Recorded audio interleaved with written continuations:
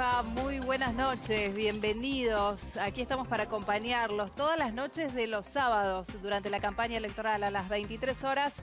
Nos vamos a estar encontrando a través de la pantalla de Canal 9 el laboratorio electoral para juntos ir descifrando, ir leyendo la letra pequeña de lo que nos va arrojando este año cargado de información, poder detectar juntos qué nos dicen las encuestas, por ejemplo, leer entre líneas, poder detectar una fake news o saber cuándo no caer en la trampa de una fake news. Primero vamos a revelar exactamente qué es una fake news, cómo se manejan los datos de todo el electorado. Hoy nos llegan mensajes a nuestro celular, a nuestra casa, a nuestro teléfono, casi a demanda, ¿no? A pedido. El que nos manda el mensaje parece conocer a quién le está mandando qué. Y a mi vecino tal vez le llegó otra cosa. De eso vamos a estar hablando. Vamos a estar hablando también de economía, obviamente, y cómo la economía y el bolsillo influye al momento de votar. De todo esto vamos a estar hablando hasta las 24 horas. Tengo el gusto de estar acompañada por mi compañero Eduardo Paladini. Gracias. ¿Qué tal, Nuria? ¿Cómo Eduardo, andás? ¿cómo andás? Y el Buenas programa noches. arranca justo cuando se produce, después de 6 años, la foto de Massa y de Cristina. Hoy. Y vamos a explicar la lógica de esa foto.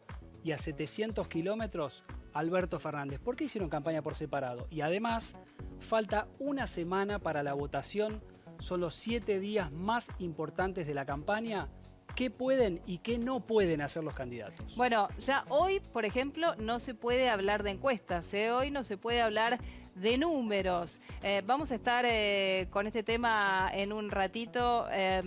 Vamos a presentar a Willy Cohen. Por supuesto. Willy Cohen, todos saben quién es Willy Cohen, periodista económico. ¿Se dice periodista económico o periodista sobre economía? Porque periodista económico es como... Bueno, a mí, periodista especializado en temas económicos. Ahí está, ahí está mejor.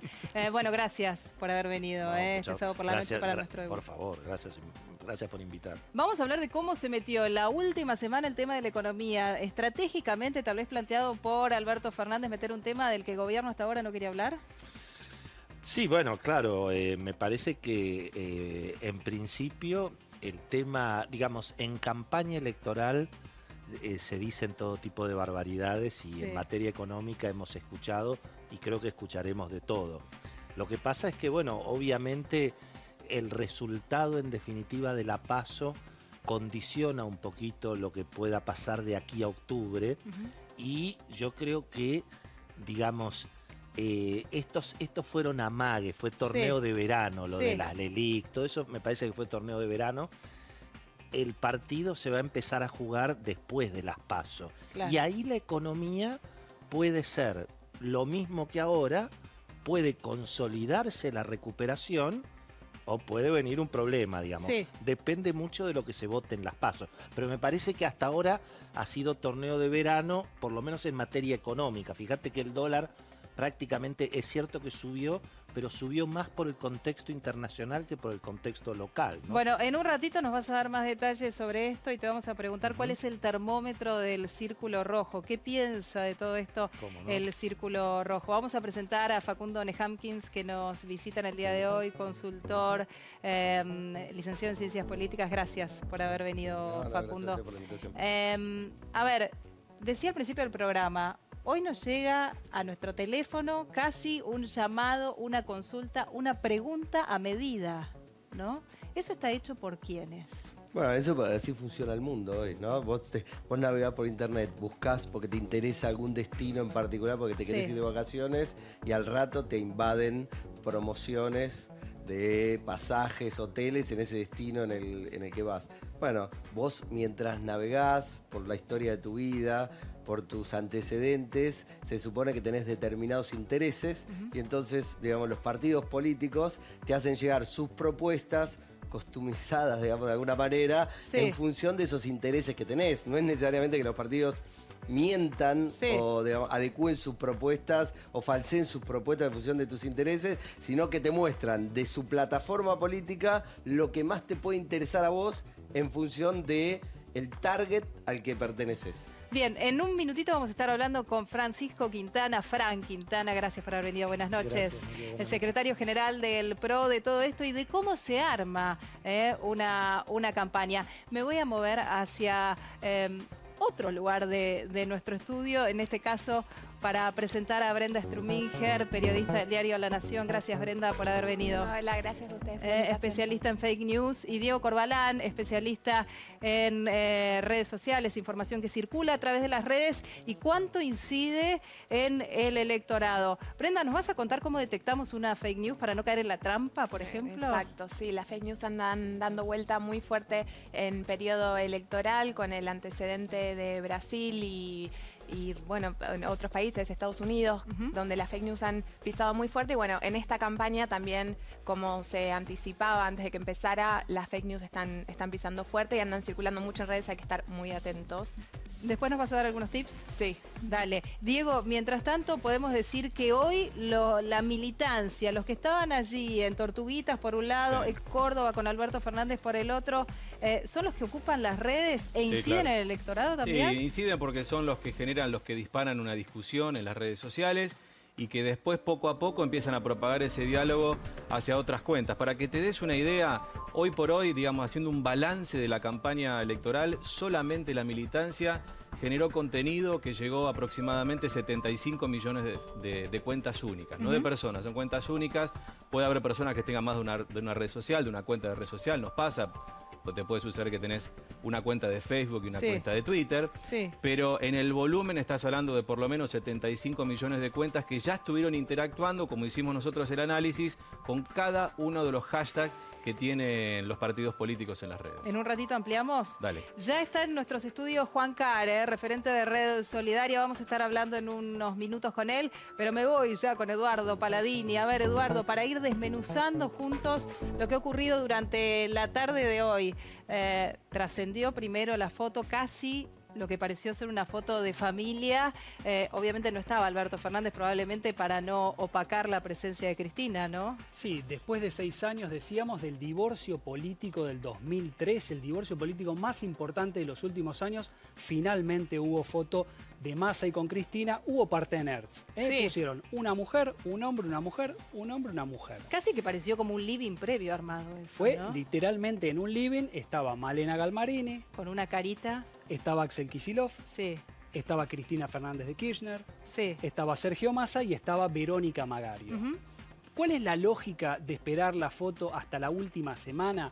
Todos los analistas, Nuria, te dicen los 7 días finales de campaña son los más importantes. Vos podés haber hecho una campaña maravillosa. Sí. Ahora, en la última semana de campaña se calcula que entre un 30 y un 40% del electorado puede cambiar su voto. Las encuestas, en general, y esto Facundo lo sabe muy bien, están hablando de un 10% de indecisos. Pero hay otros 20 o 25 puntos de gente que le preguntás en la encuesta, te dice la voy a votar a Nuria, pero llega al cuarto oscuro y lo vota Paladini. Pero no me haga eso, Paladini, se lo pido por favor. Bueno, lo cierto es que esta semana van a transcurrir los cierres de campaña.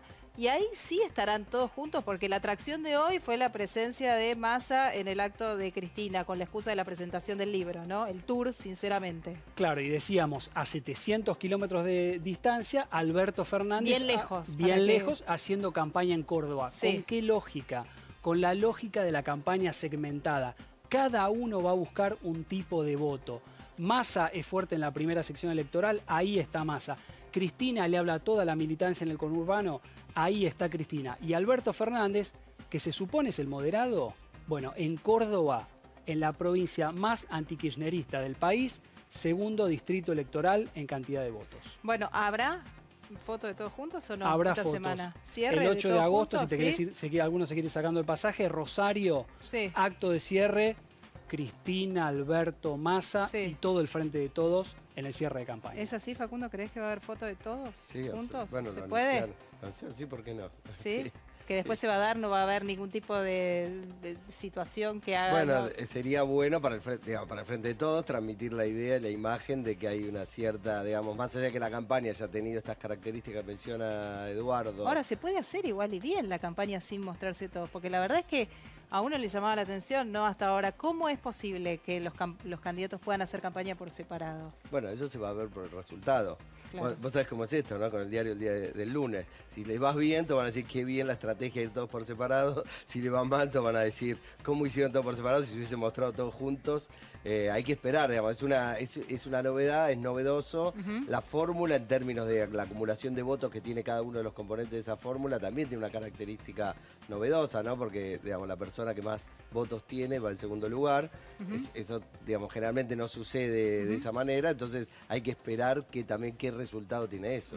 Y Francisco, ¿a Cambiemos le hubiese servido más verlos todos juntos durante la campaña o no? No, nosotros en general no especulamos con lo que hace nuestro adversario. Nosotros estamos muy conformes con cómo venimos encarando la campaña, con un equipo que lidera el presidente Macri, con un equipo que se ha ampliado a lo largo de esta campaña, probablemente dando respuesta a un reclamo de buena parte de la ciudadanía, con la incorporación a nivel nacional de Miguel Ángel Pichetto, a nivel local, por ejemplo, del propio Martín Lustó, de Roy Cortina. En definitiva, creo que hemos mostrado la coherencia de lo que sucedió hace casi 4 años, cuando el radicalismo, la coalición cívica y el PRO dieron nacimiento a Cambiemos. Hoy Cambiemos pasa a ser Juntos por el Cambio, con la incorporación de dirigentes valiosos, con los cuales coincidimos mucho más en una mirada de futuro que probablemente en el punto de partida, en nuestro origen. Eso explica por qué la nuestra ha sido una campaña muy coordinada, una campaña con un fuerte acento en la figura del presidente, pero donde también han tenido mucho protagonismo otros dirigentes. Ahora, perdóname, te interrumpo ahí. En algún momento esta campaña coordinada, que no había hablado de economía, no había metido el tema de la economía durante la campaña, tuvo que salir a meterlo, tal vez impulsado por las declaraciones de Alberto, ¿no? Willy, ¿cómo lo ves? Sí, bueno, es obvio que el gobierno se siente mucho más cómodo si la agenda del debate no es la agenda económica, ¿no? Yo creo de todas maneras, un poco en función de lo que se decía aquí, la foto de todos los dirigentes de la oposición, la campaña muy profesional del oficialismo, pero digamos, acá finalmente lo que cuenta es dónde está el padrón electoral, ¿no? Y yo creo que por eso, casi te diría, por lo menos para la economía, gracias a Dios que están las PASO, porque las PASO en definitiva van a permitir saber realmente dónde está el padrón electoral, si la gente privilegia más lo institucional que el bolsillo, en fin, todas las cuestiones que se están discutiendo allí, ¿no? Así que me parece que ese es un factor central. Me da la sensación de que efectivamente, digamos, todo el mundo sabe que después de las elecciones hay una agenda pendiente económica, gane Macri o gane Alberto. Claro. En el mundo financiero, sobre todo, se supone que si gana Macri, esa agenda puede ser, digamos, más sobrellevable. Esta es una opinión en general, sobre todo en el mundo financiero y en parte de lo que se llama el círculo rojo, porque el círculo rojo está dividido, digamos. Hay sectores que no están tan convencidos en ese sentido y suponen que Alberto puede ser una alternativa, digamos, moderada, en fin, todo lo que se plantea allí. Pero una vez más, acá lo que es decisivo es dónde está el padrón electoral, y eso yo creo que va a condicionar en alguna medida cómo se llega a octubre. Claro. Porque bueno, digamos, tal vez hay alguna sorpresa. ¿Qué pasa con los terceros en discordia? Con eventualmente Labaña, Espert, Del Caño, si querés. Se supone que están fritos también en las PASO. Sí. Bueno, vamos a ver qué es lo que hace la gente, digamos. A ver, recién Facundo hablaba de discrecionalidad en el mensaje, ¿no? De acuerdo a quienes que les llegan esos mensajes.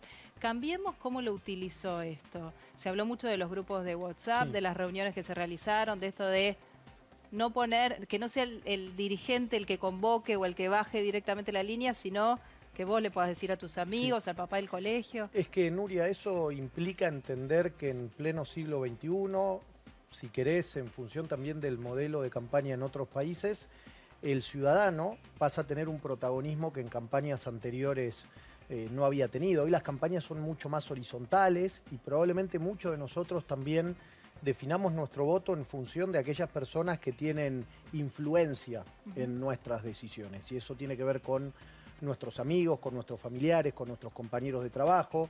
Y por eso nosotros le hemos pedido a los cientos de miles de voluntarios que tenemos en todo el país, aquellos que coinciden con nosotros, aquellos que tienen una mirada de futuro similar, aquellos que quieren trabajar para consolidar este proceso de cambio, que tengan un rol activo en la campaña. Y ese rol activo tiene que ver con generar contenidos, con difundir contenidos, con participar activamente en las redes sociales. Creemos que hay un modelo distinto de establecer un vínculo entre representantes y representados, y creo que además ese vínculo acerca mucho a la ciudadanía con la clase dirigente. Así que nosotros celebramos este nuevo paradigma de las campañas y creemos también que es una forma de que cada uno vote en función de su propia realidad. Vos decías, probablemente a mí me llega un mensaje distinto que al de mi vecina. Bueno, porque probablemente tu realidad sea distinta a la de tu vecina.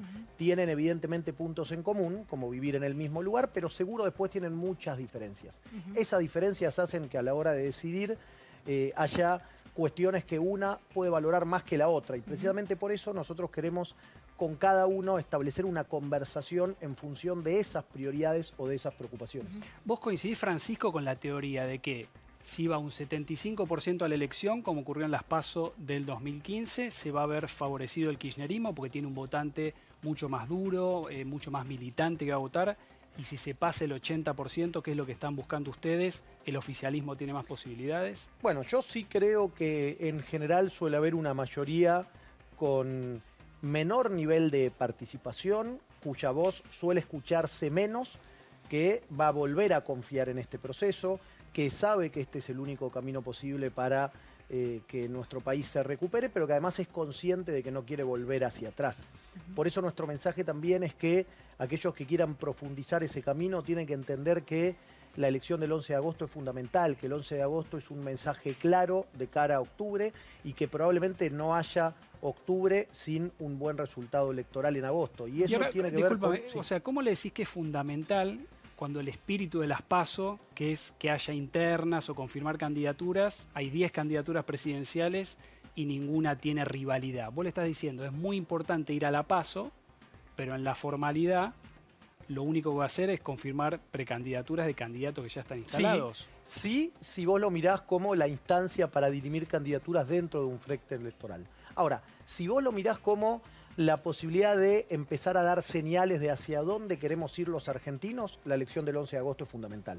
Es fundamental porque nosotros tenemos la oportunidad de dar un mensaje contundente al resto de los argentinos, pero también al mundo, que desde hace 4 años nos mira con mucha más atención que como éramos mirados antes, que el proceso que lidera el presidente Macri es un proceso que tiene continuidad, que nosotros vamos a seguir por este mismo camino, que la Argentina va a seguir teniendo relaciones maduras y de apertura con las principales economías del mundo. Esos mensajes son los mensajes que los argentinos tenemos la posibilidad de dar el próximo domingo. Por eso creo que el enorme protagonismo que tiene la ciudadanía el domingo se tiene que traducir en una masiva participación, independientemente de que la elección del domingo para nosotros va mucho más allá de dirimir candidaturas. Efectivamente, si miramos las PASO solo como la oportunidad de confirmar candidaturas, uno podría decir que es una elección poco atractiva. Sin embargo, si la miramos como la oportunidad de dar un mensaje claro, evidentemente la elección del 11 es fundamental. Bueno, condiciona, es obvio que el resultado de la PASO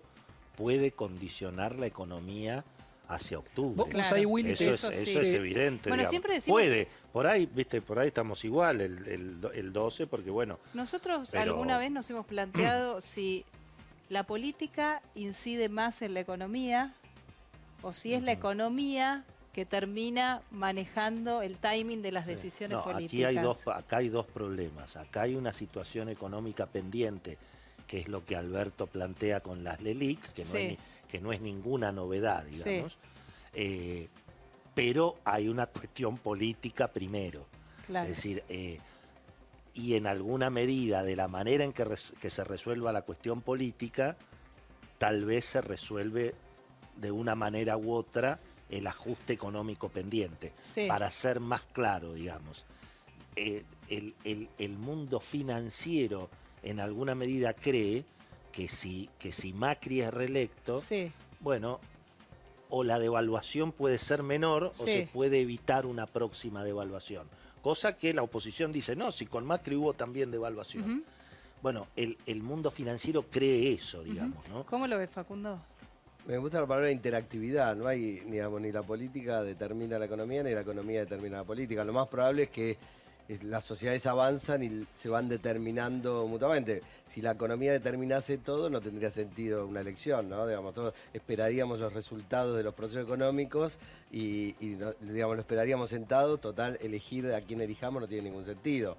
Y al mismo tiempo, también es cierto que hoy los presidentes tienen, los presidentes con sus parlamentos y los gobiernos, tienen márgenes de acción acotados porque, digamos, los límites que te impone el contexto económico son importantes. Ahora, ¿cómo juega un presidente o una presidenta y su gabinete y su fuerza política con esos límites? Muchas veces hace al resultado del proceso económico y de cómo le va a la economía de un país. Y está el riesgo, digamos, de lo que le pasó finalmente a Duhalde en el 99, Duhalde de la Rúa. Duhalde señaló algunas inconsistencias que eran ciertas de la convertibilidad, pero quedó como el promotor de una devaluación.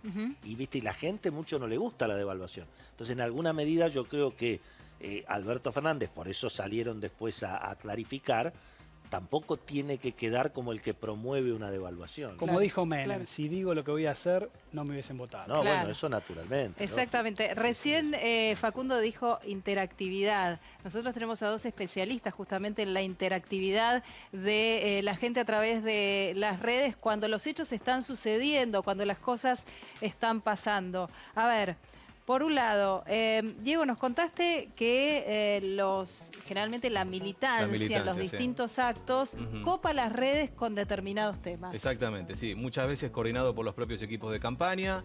Hay hashtags que se ponen de acuerdo que van a ser los que finalmente sean los que salgan a escena. Fíjate, me estoy fijando ahora de lo que fue hoy en una evaluación rápida. Tenés el futuro es con todos, juntos somos imparables. Ya tenés hoy una suerte de grieta en las redes sociales con dos hashtags que son los que se imponen hoy a partir de distintos actos, especialmente de lo que analizaron recién del acto del Frente de Todos con esa foto de impacto. A ver, ahora nos vamos a meter en lo que son los trolls, ¿no? ¿Cómo nos damos cuenta cuando detectamos quiénes son los que operan determinados hashtags en las redes sociales? Pero Brenda, ¿cómo detectamos una fake news? Imaginemos el hipotético caso de que en un día como el de hoy, que seguramente estuvo generando muchísima interacción, después nos vas a dar porcentajes, Diego, aparece algo llamativo, acusatorio. ¿Cómo podemos saber si es una fake news o no? Bueno, las fake news justamente trabajan la idea de convencer al otro, de convencer al lector o al radioescucha o al televidente de que, o alguien que está usando las redes sociales, de que es verosímil algo que no. Así que hay que estar muy atentos, como bien decías, Nuria. ¿Cuáles son las mejores formas de acceder a las fuentes originales lo más que se pueda? Por ejemplo, en caso de que se esté basando en una información, la noticia falsa se esté basando en una información basada en Twitter, bueno, tratar de ver en la propia cuenta de Twitter y salir de la lógica de la captura de pantalla que muestra un tuit que puede haber sido tergiversado. Y dentro de Twitter también fijarse que tenga, por ejemplo, la marca de verificado. Por ahí estas son cosas que muchas personas están acostumbradas a hacer, sobre todo, bueno, los periodistas que trabajamos con información, pero mucha gente por ahí piensa que es cierta una captura de un tuit que puede haber estado modificada con el uso básico de Photoshop, por ejemplo. Mira, estamos viendo aquí por detrás una que copó la tapa de todos los portales en el momento en el que estaba sucediendo. Muchos estábamos trabajando en el momento en el que esto se hacía público y decíamos, no puede ser. Es Patricia Bullrich que está hablando así, de esa forma. Eso fue absolutamente manipulado. Sí, fue manipulado. Era un video de la ministra de Seguridad haciendo un anuncio y, bueno, resultó que lo habían modificado para que pareciera que estaba borracha. Ella en realidad después salió a decir que lo que pasaba era que estaba despeinada, pero lo que hicieron fue ralentizar la voz, digamos, lo que ella estaba diciendo para transformarlo en otra cosa, en algo que le hacía quedar realmente muy mal. Y bueno, no era cierto. Y después ella misma salió a desmentirlo a través de su cuenta de Twitter. Pero en el medio muchos, incluso políticos, salieron a quejarse por esto, también a través de las redes sociales, que es donde pasa mucho de la política en estos días. Vamos a repasarlo juntos. Recordemos, ¿qué era lo que ocurría cuando Patricia Bullrich, despeinada, sí, nos puede pasar, decía esto? de autos y de manera violenta, pinchar ruedas y generar el robo del auto, entraderas, salideras. Como ustedes ven acá, hay inhibidores de teléfono celular, inhibidores de teléfonos, algo que nosotros estamos en este momento prohibiendo. Romper vidrios de autos y de manera violenta, pinchar ruedas y generar el robo del auto, entraderas, salideras.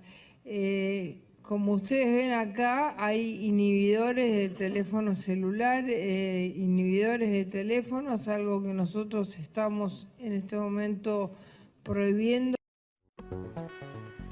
Fue tremendo y uno lo vuelve a mirar y te volvés a preguntar cómo pudieron, porque fue muy burdo, digamos, no fue como ni dudoso, ¿no?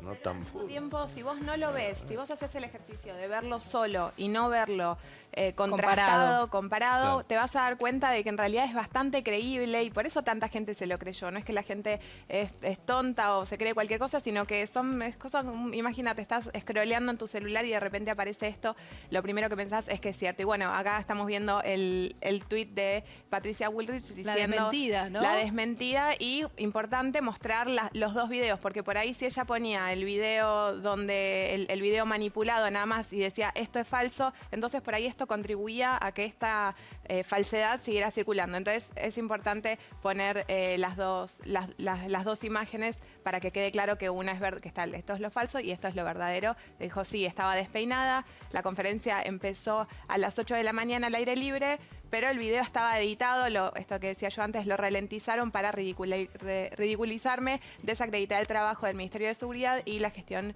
de Mauricio Macri. Bueno, el contraste entre los dos videos. A vos, que sos especialista, ¿te llamó la atención en cuanto lo viste, antes de contrastarlo? Bueno, a ver, llamarnos la atención creo que me parece que a todos, ¿no? Y sí, porque fue, impactante. pero Llama mucho la enseguida atención. dudaste y dijiste esto... No, en el momento me llamó la atención, digamos, qué había pasado y de inmediato me puse a buscar porque yo lo vi primero publicado con la versión manipulada.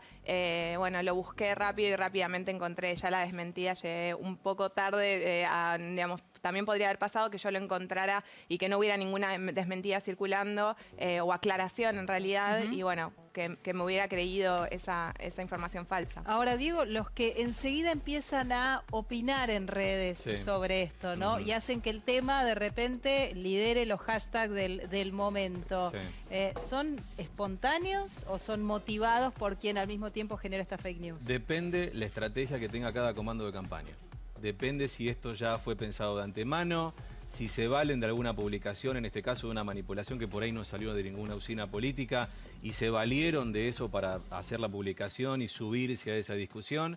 Lo que sí es cierto es que en los estrategas políticos en una campaña a las redes sociales las tienen en cuenta y les generan contenido propio tanto del orgánico, que es el spot, por ejemplo, que podés ver de un candidato o una candidata, a un video como por ejemplo reflejando la opinión de la gente en la calle.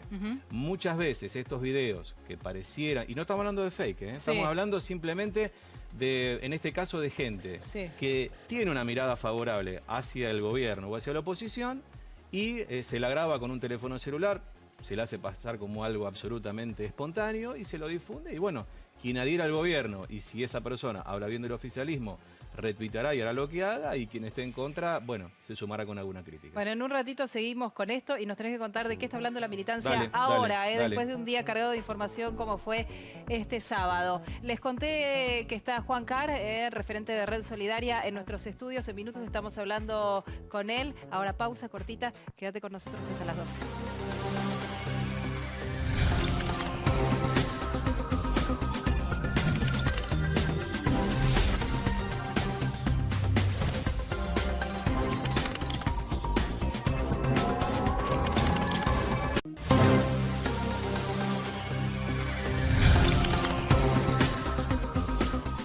Continuamos el laboratorio electoral. Les habíamos comentado que estaba Juan Carr ya con nosotros. Juan Carr, que no necesita presentación alguna. Gracias por haber venido, Juan. Muchas gracias a ustedes. Hablábamos de las fake news. Vos fuiste víctima recientemente de una fake news. Es verdad, es verdad. A ver, recordémosla. Lo que había ocurrido sí era, digamos, es histórico para nosotros. Yo tengo mucha vida en redes, de mi generación no somos muchos, yo estoy ahí. Yo creo que hubieron varias, pero las últimas es en River, abrimos las puertas de River, en una movida fantástica para nosotros, fabulosa, que era como abrir las puertas de tu casa los días que esperábamos que baje la temperatura por debajo de los 2 grados. Sí. Y bueno, eso generó una movida así como emocionante. Es un poco insólito porque laburan muy bien, algunos trabajan muy bien. Uno era que yo ponché una foto, copié una foto de una persona que tengo hace 15 años, que es una persona en situación de calle. Entonces armo un tweet así rápido, pongo, y lo primero era que esa persona era de Francia. Sí. Bueno, yo la verdad que no puedo decir ni que sí ni que no lo sabía, pero se generó un debate. Después la otra era, bueno, acá nos conocemos todos, yo estoy muy agradecido con ustedes porque además los conozco. Nosotros armamos esto con todo el país siempre, gobierno, no gobierno, privado. Toda la presunción de que había algo político, eso tomó eso. Y viste cómo es la fake news. Tiene un 5% de verdad y un 95% que no. Y te planteás, los que no somos comunicadores, te planteás durante 10 minutos, ¿habrá que subirse a esto y dar un debate o francamente no era importante? Nosotros lo que hicimos ahí, para todo el mundo de la fake news, que es lo que viene, nos parecía que estamos dando una batalla tremenda, había habido 5 muertes de frío. Sí. Estos 5 días en River no hubo ninguna. Estábamos obsesionados por eso y dijimos, si nos llama un presidente de la nación, una gobernadora, un diputado, si nos llama alguien republicanamente razonable, dice, muchachos, acá hay algo serio, damos marcha atrás, ¿no? Era algo tan simple. Y no nos dejamos llevar por ese universo que es complejo, es complejo. Yo igual, digamos, a mí, uno está medio canchero en esto, me parece también muy interesante en la fake news en lo que tiene el mundo social, los más humildes, que tienen muy pocas redes. Cada tanto aparece alguna historia humana puesta ahí, y ahí sí hay una crueldad que hay que evaluar, ¿no? A veces un vecino es acusado de algo y termina hasta incendiando la casa a través de... O sea, nosotros sufrimos moderadamente, fue algo pasajero, pero sí me parece que hay que dar un debate. El ciudadano común, que no está acostumbrado a las redes... ¿Qué tiene que hacer? ¿No? ¿Qué tiene que hacer? ¿Qué tiene que hacer? ¿Qué es mejor? ¿Darle curso? Si uno es víctima de una fake news, ¿es mejor salir a desmentir? Siempre se dice que no hay que desmentir, digamos, algo que nunca estuvo confirmado, ¿no? Sí. Ni dar la no noticia. Y aparte, Nuria, acá de última, con el caso de Patricia Bullrich, hablamos de la fake news que hasta en algún momento, por el tema del look, hasta nos causaba gracia. Bueno, acá un poco más seria, pero hubo fake news vinculadas a la campaña de hasta enfermedades terminales de algunos candidatos. Tremendo. Para tener idea del volumen. Y te quería preguntar, Juan, ¿te había pasado en otra campaña o es un síntoma de la grieta que se haya producido este hecho? No, yo no puedo negar que a nosotros nos tratan muy bien siempre. Y después eso genera una ola de solidaridad inesperada de los lugares más inesperados. Es común que cuando... Yo aprendí esto, ¿no? Que es muy personal. Es nuestra campaña número 36 nacional. Generalmente son más inundaciones. Esta vez fue el frío, otra vez algún terremoto. Sí. Vos cuando levantás una temática comunitaria, hay 40 millones de opiniones. Y ahora, como hay más redes, hay más opiniones. Entonces nosotros vemos que un poquito que crece, pero tiene que ver con el crecimiento de las redes. Pero nunca, siempre nos han tratado mucho más bien que mal, y eso no lo puedo negar. Sí, lo que ocurría ahí era que había una responsabilidad insólita, ¿no? Porque, o sea, el debate era, se abren las puertas, la persona en situación de calle, detrás de esto, es un año electoral. Sí. El problema era que apareció una desconfianza inusitada, que como, de vuelta, decimos que no, decimos que sí, porque es cierto que cuando vos te involucrás, aún los que tenemos alguna experiencia, y te pones a dar explicaciones en algún lugar, estás dando un lugar a eso, esa era la duda. Pero no, yo no puedo negar que nosotros nos han tratado bien. Y como la red social ha crecido tanto, que en todos lados hay amigos, en general nos estamos como salvados, ¿no? Facundo, querías decir algo. Lo que pasa es que antes los emisores de noticias eran 2, 3, 4 Exacto. diarios, que uno sabía que tenía una metodología de trabajo, un equipo muy grande de periodistas produciendo noticias con determinadas reglas y métodos, y algunos canales de televisión. Y la gente era un sujeto pasivo que miraba esas noticias. Hoy cada ciudadano es un potencial emisor de noticias. A ver, para hacer el video de Patricia Bullrich lo puede hacer un chico hoy con su computadora en la casa. Antes necesitabas un equipo de edición de video para hacer eso. Entonces, eso ha simplificado mucho. Eso por un lado. Y por otro lado, lo que plantea Juan, el tema de las redes sociales, lo que tiene es que potencia los comportamientos, los sentimientos más tribales nuestros. Entonces, vos tendés a ser amigo, a estar en relación con toda gente que piensa como vos, y por lo tanto tendés a creer todas las noticias que circulan en ese espacio de toda gente que piensa parecido a vos. Claro. Entonces eso dificulta también mucho más distinguir lo verdadero de lo falso, lo verídico de lo no verídico. Es muy complejo, por eso, digamos, suelen pasar Pero estas, no se estas puede, cosas. de ninguna manera se puede ignorar la realidad de las redes y yo creo que siempre es importante aclarar y responder, por supuesto, en términos profesionales. Vos decís que sí, Y que yo las creo que desmentidas hay que siempre. hacerlas. Y sí, porque lamentablemente Bueno, la hoy de, en la de día- Patricia Bullrich, obviamente. No, en todo Entiendo sentido, que sí, digamos, ¿las las demás redes, también? tienen sus beneficios y sus perjuicios, pero son una realidad, como bien dice Facundo, hoy lamentable. O sea, yo creo que hay, por supuesto que para el periodismo profesional hay una gran oportunidad, primero porque las redes permiten potenciar el mensaje y segundo porque permiten también decirle a la gente, bueno, digamos, si querés noticias de calidad, Sí. paga periodismo profesional, si te querés Claro. informar por Twitter, informate por Twitter, pero no se puede ignorar Twitter. Claro, Lo que pasa no, de ninguna obviamente manera. no. Ni Perdóname. Twitter, ni Facebook. La veo a Ahora- Brenda que le quiere preguntar, no sé, Sí. a Willy, Brenda sí. No, le quería preguntar a Juan. Hola, Juan, ¿qué Brenda, tal? ¿Cómo ¿cómo te estás? Las fake news ya sabemos que no tienen un origen, digamos, que no tienen un origen inocente y que vienen de por ahí usinas, de algún partido, por ahí de alguna organización.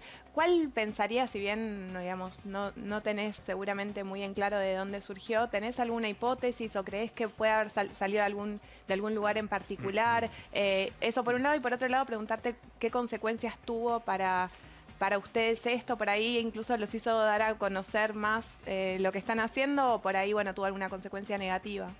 No, primero lo segundo, quitándole un 30% de optimismo. Nosotros nuestra campaña 36 fue la mejor campaña en velocidad y en profundidad y en compromiso de la historia nuestra jamás. Tanto es así que cruzo los dedos, pero estamos ante el invierno de menos muertes en la historia argentina en situación de calle. O sea, generó un aluvión de generosidad, digamos. Yo quité un optimista por naturaleza, ¿no? O sea, la segunda parte fue positivo. Lo otro es, esto, bueno, sí, o sea, yo sé que el universo redes que yo amo y comparto con Willy, que es fabuloso, la última chiquitita de 6 años que apareció y que la encontramos por las redes, en 32 horas de puras redes, y había sido secuestrada por un familiar. Yo estoy muy a favor de eso. Lo que te diría ahí es, sí que hay momentos en que dispara lo peor del ser humano. Y en este caso, yo no uso el término zanja, que es más campero, en el mundo político, despierta a los lugares más oscuros con una hazaña humana que te carga, que inclusive nosotros que somos moderados, o sea, saben hacerlo muy bien eso, ¿no? Que tiene que ver, ejemplo, había un clásico de ahí esos días que sí pensábamos, nos preocupaba, era que hay personas en situación de calle que están organizadas y que son llevadas y son pagadas. Ese nivel retrotrae, ustedes son todos muy jóvenes, pero esto es como histórico, la leyenda de que hay un grupo de pobres manipulados. Esa nos daba duda porque estigmatizaba mucho. El dolor te da por los más humildes. Claro. Pero nos fue muy bien y no lo puedo negar. Yo estoy muy agradecido con todos, nos trataron muy bien dentro del movimiento que hubo, ¿no? Bien, Fran. Lo que pasa es que, a diferencia de lo que decía Brenda, me parece que hay que entender que hoy cualquiera de nosotros con un aparato de estos en la mano es capaz de generar contenido y de la mano de ese contenido de generar conversación. Entonces, entender también que detrás de la fake news a veces puede haber un nombre y apellido, no necesariamente puede haber una usina, puede haber una oficina oculta en un subsuelo, puede haber una fuerza política. ¿Por qué? Porque creo que parte de la esencia de las redes sociales es que nos ponen a todos en un pie de igualdad. Hoy, Claro. con un teléfono y con cuentas en las redes sociales, lo cierto es que somos igual de protagonistas y tenemos la misma capacidad de incidencia que alguien que a lo mejor en otros ámbitos pueda ser más determinante. Digo, en el caso puntual de lo que contaba Juan, y con toda la subjetividad de conocerlo hace mucho tiempo, obviamente a mí jamás se me ocurriría que una foto que se publica de una persona en situación de calle de otro país tiene una intencionalidad, porque yo descuento que Juan detrás de ese tuit lo que pretende es concientizar, es transmitir un mensaje, es en todo caso invitar a sumarse a una campaña, Sí. en todo caso es anecdótica la foto en sí. Lo que quiero decir con esto es que me parece que las redes sociales en general tienen un montón de beneficios, horizontalizan la comunicación, nos permiten acceder a muchísimos más contenidos, nos permite elegir cómo, cuándo y dónde queremos informarnos, pero también tienen los riesgos propios de no en todos los casos tener debidamente verificada la información, en muchos casos con mala intención. Tiene en otros, capacidad de daño no. también. Sí, pero Francisco, hubo dirigentes del macrismo que atacaron a Juan Carr. ¿A vos eso desde como parte de uno de los jefes de campaña? ¿Qué reacción o qué debate interno Mirá, tuvieron? yo lo dije recién y lo reitero, a Juan lo conozco hace mucho tiempo, no dudo de sus muy buenas intenciones, tal es así que hemos hecho muchas cosas juntos, seguramente menos de las que a Juan le gustaría. No, y nos queremos. Sí, mucho, claro que sí. Y compartimos, entre otras cosas, la pasión por Boca, a pesar de que él trabaja muy bien también con River.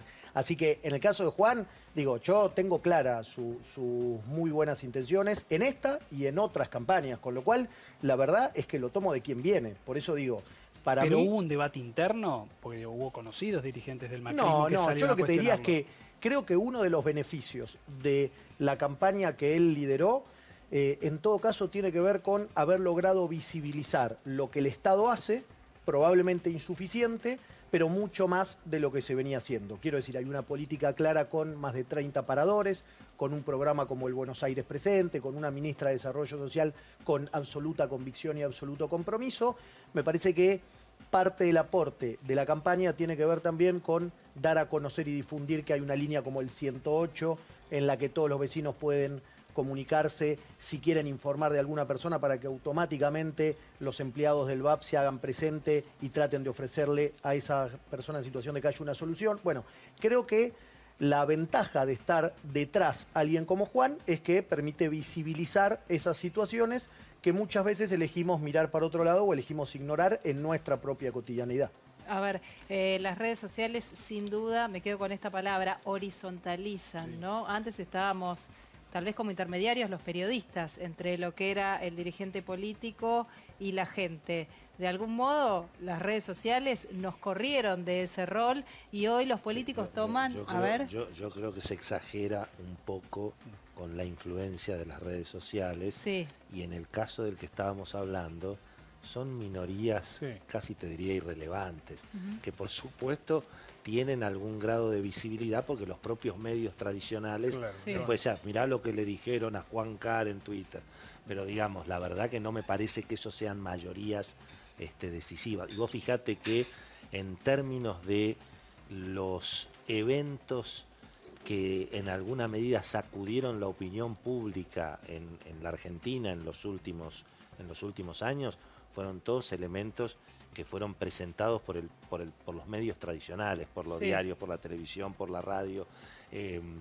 Sí creo que en alguna medida los gobiernos, como las empresas en un punto supongo también, obviamente aprovechan la existencia de las redes sociales para bajar el precio del periodismo, digamos. Claro, ¿no? bueno. Pero eso es algo que ocurre en todas partes en alguna medida. Porque bueno, obviamente es cierto que la tecnología hoy permite que un presidente directamente emita un tuit y no tenga que hacer un comunicado de prensa. Eso por supuesto en ese es sentido cierto. quería aportar. A ver. Lo que decía Willy era que en la experiencia de mi ser comunidad, si se quiere, es si alguien necesita un trasplante, si hay un chico perdido, una mujer con Alzheimer, si hay una catástrofe, todavía los medios tradicionales siguen siendo los verdaderos fierros grandes que la gente mira. Y sigue el valor del que comunica, del medio o de la persona o del periodista o de la periodista, sigue teniendo el valor de siempre. O sea, en general, si viene alguien muy humilde, un comedor comunitario, por decirte, y si le podés recomendar que arranque por los medios tradicionales, siguen siendo... O sea, lejos los número uno. Se horizontalizó la información y está buenísimo, porque un comedor puede colgar algo, pero todavía hasta el momento, hasta hoy, mirá que de eso en primer lugar... Sin duda. Y sobre todo la credibilidad de quien emite sigue siendo, es este medio, es este periodista. Todavía eso está como intacto, ¿no? Ahora, todos los temas que vos digas, los temas que te hayan, bueno, no sé, los cuadernos, los bolsos, el Panama Paper, todo, digamos, son todos temas que aparecieron por los medios tradicionales. A través de los medios tradicionales. ¿Los políticos toman parte del ambiente de las redes sociales para determinadas iniciativas? Por ejemplo, ¿estudian lo que pasa en las redes sociales como si fuera una especie de globo de ensayo? A veces tiran algo en las redes sociales para ver después no sé si necesariamente accionan o no. tiran, pero que miden el termómetro de lo que está sucediendo en la sociedad a través de las redes sociales, seguramente. A ver, vos antes... digamos, la única manera que tenías de saber cuál era el sentimiento en la sociedad, quizás era algo, hacer una encuesta o los ratings de televisión, ¿no? Estaba acotado fundamentalmente a eso. El contestador automático de la radio. Hoy, digamos, existen software muy sofisticados que te permiten medir cómo está el sentimiento de la sociedad respecto a la información que circula en Facebook, en Twitter. Es decir, eso existe. Lo que pasa es, bueno, no es que una cosa elimina a la otra. ¿Se acuerdan en ese momento cuando apareció la videocasetera decía se va a terminar el cine? Y los cines siguen vivos, son monstruos, las empresas son multinacionales que se instalan en todo el mundo y venden pochoclo, tienen negocios, se han expandido. Bueno, esto es lo mismo. Hoy hay múltiples plataformas. Siguen existiendo los medios periodísticos que tienen periodistas y que trabajan produciendo información, pero al mismo tiempo la gente consume esa información en múltiples plataformas. Está la televisión tradicional, que es la que nosotros estamos produciendo en este momento, pero seguramente este programa también repercute en redes sociales. Se va a ver un fragmento de 30 segundos de algo que dijo Juan Car en este programa en la red social y probablemente nuestros hijos consuman este programa de esa manera. Ahí está. Pero la red social lo que hace, gracias a Dios, es permitir que el contenido que se está generando acá se difunda más. Claro. Pero el contenido es el que se está conversa generando acá, acá. digamos. Bueno, ¿no? hay más de este laboratorio electoral. Me falta saber qué está diciendo la gente en el día de hoy, en donde hubo tanta información política. Enseguida venimos.